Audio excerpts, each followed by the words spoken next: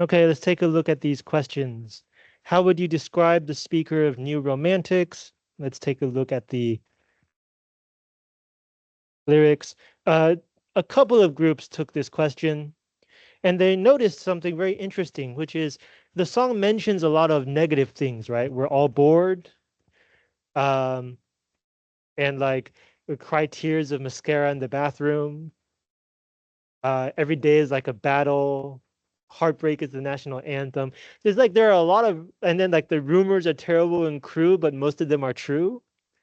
There's a lot of behavior here that we usually behavior and situations that we usually think of as negative. But this song all turns them all into something positive. And so the answers that I heard from you about this speaker is that her focus isn't on will this romance work out? Will she find happiness? It's about, it seems like it's about finding herself. It's about the experience of love and not necessarily the result of love. And so we can find that in the chorus, right? No matter what you guys say, I can turn it into something good. Um, you can find it in, where is it? Uh, the bridge, right? Leave me stranded, but it's so romantic. So it seems like uh, it's one group said that this is a different take on love from the more traditional idea, where traditionally speaking, usually the woman is waiting for the man to pursue her. Hopefully, they find a good match, get married, have kids. But here, it's the emphasis is on the speaker having control over her own love life. So whether it's good or it's bad, it's hers, and that's what's important. And that's why the chorus ends with the best people in life are free. Free as in uh like at liberty, 自由, but free also in it doesn't cost you anything. You don't have to pay, you don't have to sacrifice. It's just there if you want it. One group said something quite interesting. She said that when she first read the lyrics before hearing the song, the speaker sounded like an entitled, privileged brat. 就是一个公主病的小女孩. But listening to the song made the lyrics seem more universal or relatable. It's made them sound like something that a lot of people may have experienced or want to experience. And so that kind of ties into question 5 later, which is, are these all poetry? Are songs poetry? We can think about the similarities and the differences.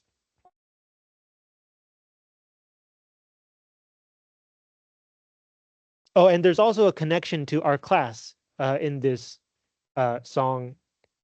We show off our different scarlet letters. Trust me, mine is better.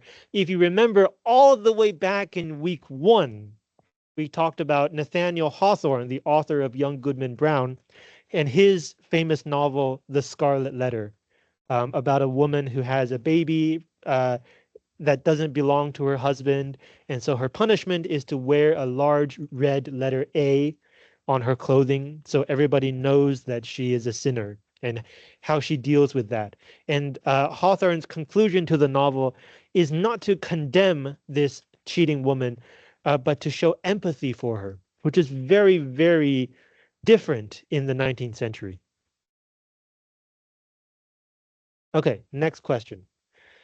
How many speakers does 7 have? A couple of groups also took this question, and their answers were ranged between 1 and 3 people. So we can take a closer look at this. Verse 1, we have a first person. Please picture me in the trees. I hit my peak at 7 feet in the swing over the creek. I was too scared to jump in, but I was high in the sky with Pennsylvania under me. So up to this point, we have a pretty clear picture, right? A young kid on a swing going really high. And then it says, are there still beautiful things? Which is a very dark question to ask. So it seems like if this is a memory, then something happened between this young, innocent childhood and the present day. So now we already have two speakers. It's one person younger and then the same person older. So maybe we should say it's one speaker, but two perspectives. Chorus, cross your heart, won't tell no other. I can't recall your face. I still got love for you. So now we have another person, our second speaker. And if we say that this line is from our first speaker who's older, then the second speaker is you.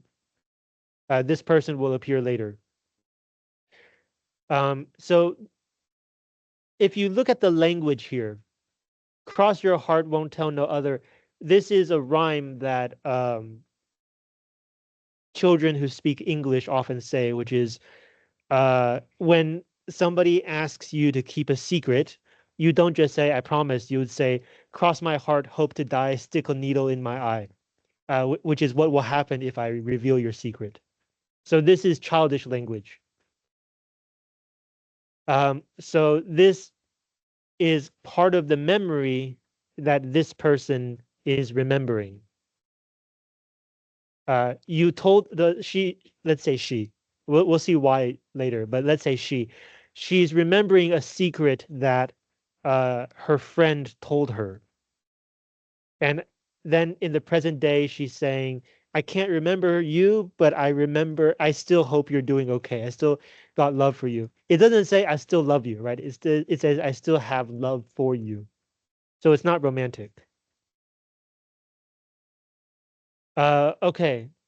Bridge. I've been meaning to tell you, think your house is haunted, your dad is always mad, must be why. So one of these two kids is not having a happy childhood. Uh, you should come live with me, we can be pirates. One group focused on this word. Pirates is usually, not always, but usually the imagination of a boy. So you could say that the person with the happy childhood is talking to the person with an unhappy childhood. Now, from the first stanza, it seems like maybe our first speaker had an unhappy childhood. But in our second stanza, uh, okay, so maybe this is one person, and then maybe this is another person because the unhappy child is telling the happy child about their own family situation as a secret. And so the second person remembers the secret but doesn't remember the person. So in this case, uh, this is the happy child. So this is the second speaker. So it seems like the first person with an unhappy childhood, uh, the second person with a happy childhood might be a boy. And then verse 2 is back to the first person. Again, a demonstration of like emotional conflict. I used to scream ferociously anytime I wanted. Uh, Again, hints at an unhappy childhood. And then the happy child says to their friend again, pack your dolls and a sweater. So the first speaker, if you look at the word dolls, again, most of the time it's girls who play with dolls. Not always, but most of the time. So it seems like the first speaker is a girl. So that gives us two people. And if you want to count the older person as a third speaker, then we would have three people. One group said one person because maybe this entire song is from one person's memory. And so this person is imagining what their friend would have said if their friend had actually said anything. So like the idea is that our speaker knows that their friend had an unhappy childhood, but their friend didn't tell our speaker. So all of this is like imagination. That also makes sense. And what this answer is actually saying is basically the speaker is Taylor, right? She's the person who's imagining the story. She's the person who's imagining these characters. Um, yeah, but if we go inside the story, it seems like there are probably two people.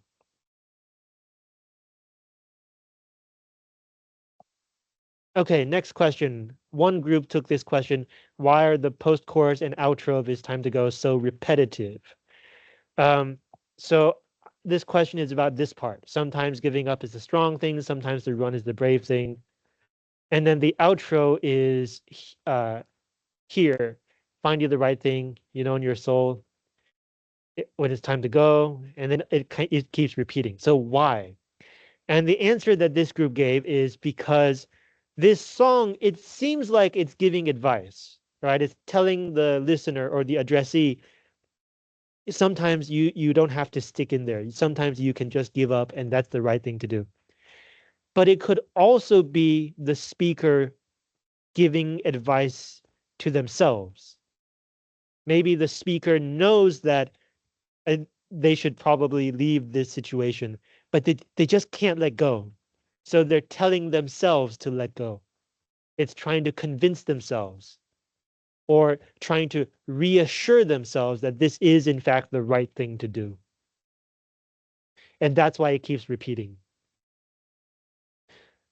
Of course, you could also say that it's the speaker trying to convince the addressee as well. So the answer here is it's repeating as a kind of persuasion. What's interesting about this song is it's actually not just one situation, right? It's many different situations. So in verse 1, we have two situations. The first one, that moment again, he's insisting that friends look at each other like that. So in this situation, uh, a man and a woman are having dinner together as friends, and then the man kind of gives her like a romantic look, and she's saying like, why are you looking at me like that? And he's saying, no, that's how friends look at each other. It's nothing special. But of course, what's really happening is that the man is falling in love with her, and the woman doesn't want that to happen. So the song is saying maybe this is when the woman should leave. The second situation is two women are good friends, and then one of them betrays the other. It looks like she steals from her friend. So this is when the first woman should leave the friendship. Verse 2, this is pretty straightforward, right? You work 20 years at your job, and instead of you, the boss promotes their son. This is probably a good time to find a new job. And then this situation is about a couple who have fallen out of love and they have decided not to get a divorce. But in fact, maybe they should get a divorce. It's saying they're trying to stay together for the kids, but in fact, doing that will only break their hearts worse. When their kids can tell that their parents don't love each other anymore, that could also be emotionally very painful. So maybe they should leave the marriage. And then verse 3, the whole verse is one long situation, which is like two people break up, and it seems like it's the guy's fault. And here it's the only retrospective situation. It's when the speaker has already left the relationship and they're looking back and they've decided it's a good thing that I left. He's got my past frozen behind glass, right? All those memories we had together are with this guy that I now hate. But at least I still have me. I have the chance to create new memories. I'm still free. And then the chorus might need some explaining as well. That old familiar body ache that snaps from the same little breaks in your soul. So this image is from, every time you stretch or like you start moving your body, there will be some like cracks and there will be some sounds, right? And we're all very familiar with how our body will react. What will when we do one thing, our body will do this. When we do another thing, our body will make another sound. These are familiar body aches. But the song is comparing these to breaks and aches in your soul. So like when you are once again in this kind of situation, you know what's going to happen. You're very familiar with this kind of situation. It's so familiar, it's just like your own body. And so it's saying like to pay attention to your intuition, pay attention to the signs that you know that are familiar, even if you don't have uh, proof that you could bring to a court of law, right? Even if you're not 100% sure, you should still listen to your intuition. That's what the chorus is saying. And so it makes sense why it's so repetitive because it's trying to convince either you or the speaker to pay attention to these signs. Question 4, nobody, well, one group took this question, but they were still thinking about it. The relationship of the two people in the Alcott. Um, so this situation is kind of complicated, right? As it says in the chorus, I think I'm falling back in love with you. So the two people used to be in love, then they fell out of love, and now one of them, or maybe we'll see later, both of them, uh, are falling back in love. So it's very different from falling in love the first time, right? The first time you don't know this person yet. What causes two people to fall out of love? Maybe you learn more about the person. Maybe you have a new understanding of the person, or understanding of yourself, or understanding of whether you fit together in this society or in the life that you have made together. You have more knowledge, you have more understanding. So if you fall back in love a second time, you still know these things. You still remember why you fell out of love. You still remember why you decided to end the relationship, but you still have feelings. And now you're starting to think again, I know these faults. I know these setbacks, but maybe we can make it work anyway. It's a very different feeling from first falling in love. It's kind of like a war between the head and the heart. The heart is saying, I have love for this person, but the head is saying, remember all the shit they made you go through? Remember all the bad experiences? So what do you do? And that's what the chorus is about, right? The last thing you wanted is the first thing I do. So the situation is they're at the Alcott, and the Alcott is probably something like a bar or a hotel because there's a seating area, right? Corner in the back, sitting as usual with your golden notebook writing something. So if we say that the two speakers are a man and a woman because they are sung by a man and a woman, the woman often comes to the Alcott to write, and the man knows she's there. So when he comes, he's coming to find her. This is not a coincidence. He's come here to tell her that he's falling back in love, right? This is the last thing you wanted. And it's the first thing I do. I sit down and I tell you this. I tell you my problems. You tell me the truth. It seems like the problem here is he's falling back in love. And so she responds with, that's a bad idea, right? Nobody got the Olivia Rodrigo joke? Okay. Um, so this is kind of the situation that's going on. This is their relationship. But as the song goes on, the woman also starts getting deeper into it, right? So not only is she saying it's a bad idea, she starts trying to convince him it's a bad idea. Which side are you on?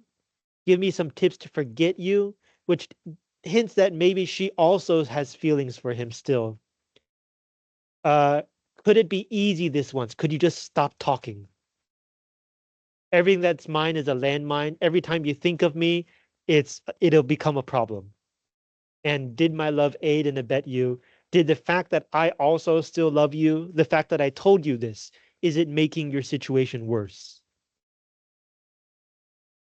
Uh, so we realize that the woman also still has feelings for the man, even though she says she doesn't want to go back into a relationship.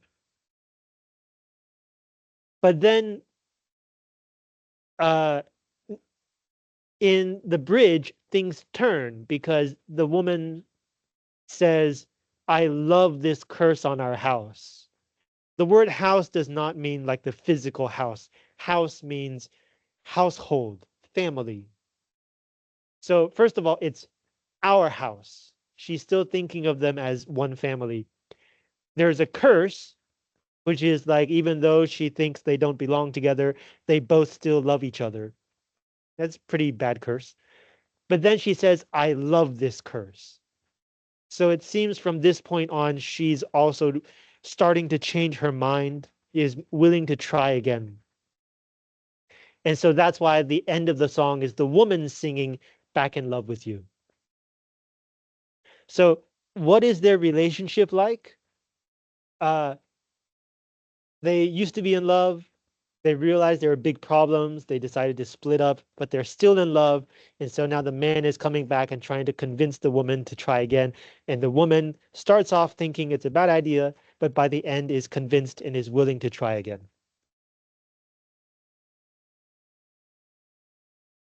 Question 5.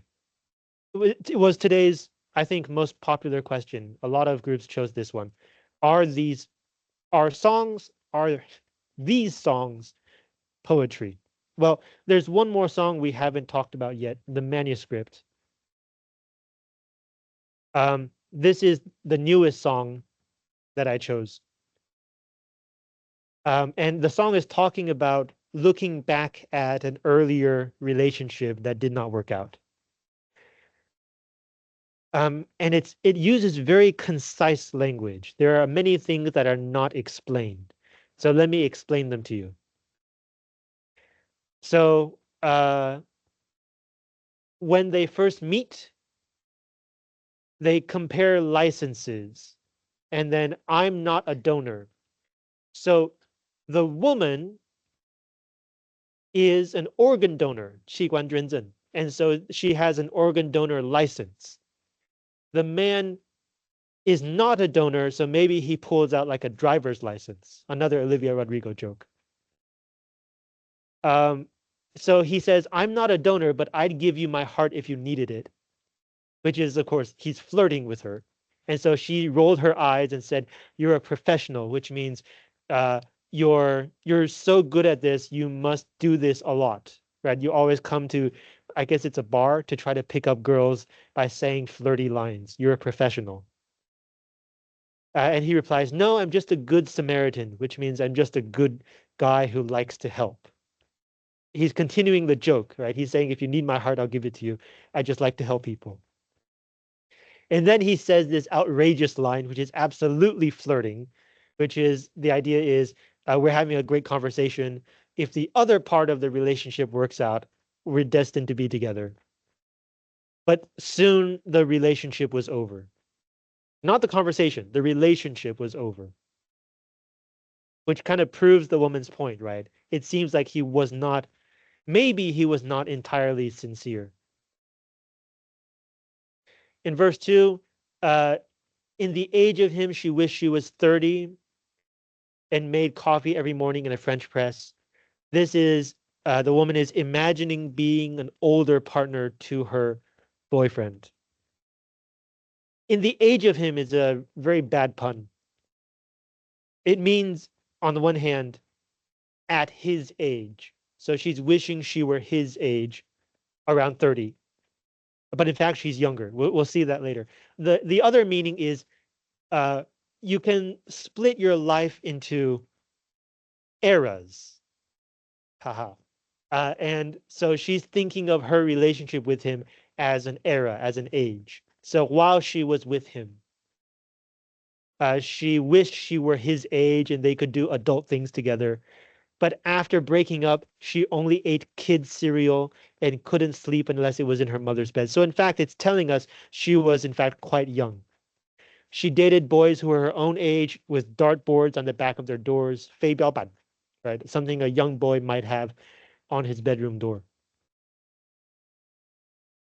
And then after making this comparison for us, she remembers how when the man was discussing their age gap, he was saying, "You're so wise beyond your years," which means you feel like you're so much older than you are, which is usually something that people will say to manipulate you. So be careful if you hear that.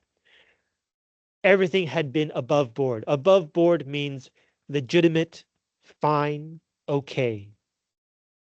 So he's kind of manipulative, right? He's saying, you feel much older than you are. So even though I'm older than you, our relationship is fine. But now that she's thinking back, she wasn't sure. So at the time, she believed him, but now she doesn't know. So up to this point, we've been in the past, but the bridge brings us into the future, right? The years passed. Scenes of a show. This will be the central image, like a TV show. The professor said to write what you know. This is something that creative writing teachers will often say. If you don't know what to write about, write what you know. So she's writing about this memory. And it turns out she's writing a screenplay because now you have actors. Actors are hitting their marks, which means they're moving to the right place at the right time. They're doing the right things at the right moments. The slow dance was alight with the sparks. So they're shooting a scene in the show that's a slow dance and it's full of romantic energy. And the tears fell in synchronicity with the score. The score is the background music. That's what they call the background music in movies and TV. So the idea is after she finishes making this show or short film and she watches it and she watches her own memories being realized by these actors, then along with the music, she also starts crying. And at last she knew what the agony had been for. So the conclusion is this is why, this is the worth of her suffering. You know, when you feel sad or emotionally negative, you will often ask, why? Why am I suffering? What is the point? And so here she has found what the point is. The reason for this agony is so that she can turn it into the show. She can turn it into art. And now that it's complete, all that's left is the manuscript. It's one last souvenir from my trip to your shores. So she's comparing their relationship as like she's visiting his life. And this is the only souvenir that she has left from that relationship. But the manuscript is finished. She has made her show. She has created her art. And so the story isn't only mine anymore. It now belongs to everybody who watches the show, who enjoys the art. That's kind of poetry, right? So that brings us to question 5. Are these songs poetry, or are songs in general poetry? So one answer I heard is if it is very poetic, then it is poetry. It was kind of circular, 一个循环论证, but okay. Yeah, it's true. Some songs are more poetic than other songs. Even today, maybe you might think that uh, some of the other, like New Romantics, maybe is less like poetry than the other songs. But we can also think about this. Not all poetry is good poetry. Not all art is good art. So even if it's a bad song or it's a silly, stupid dance song, could it also still be poetry?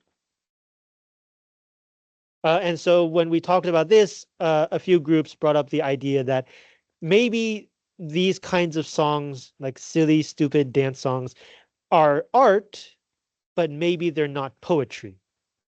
If poetry needs words and a techno electronic dance disco song doesn't have words or doesn't have meaningful words, then it's hard to say that it's poetry, even if it is still a kind of art. And I think that makes sense. If you think about the origin of literature, literature began as poetry, poetry began as music.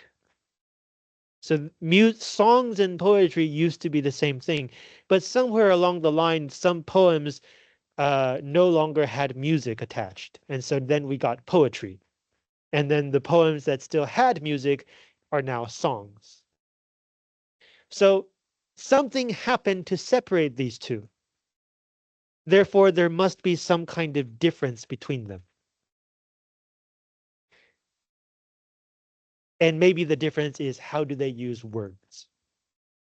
But even this answer can open up some new questions. For example, we often, or at least I often say that Taylor is a great songwriter.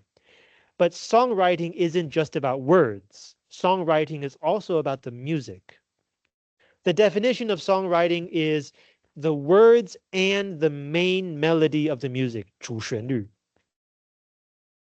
So some songs, even, yes, some Taylor Swift songs have terrible lyrics, but the music is still good. Or some songs have terrible music and the lyrics are good.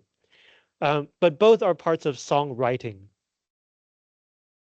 And then the other possible question here is some poetry has meaningless words, or some poetry is unreadable. You guys remember we read E. Cummings, right? Anyone lived in a pretty how town?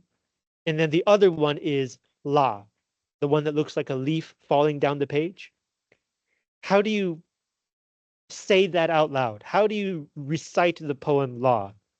You can't. It's a visual poem. It depends on how the words look on the page. So are they still words, or is it really a picture? As for poems with meaningless words, there's a kind of poetry called sound poetry. The words in a sound poem are chosen for their sounds, not for their meanings. It sounds interesting. The way the words sound together, alternating, some kind of rhythm, some kind of pattern, it sounds interesting. But the meaning of the words is meaningless. And yet it is still poetry. Uh, we have something similar in music as well. I know I'm recording this and I'm going to put it on YouTube, and so this part will probably get copyright banned, but I'm going to play this song for you anyway.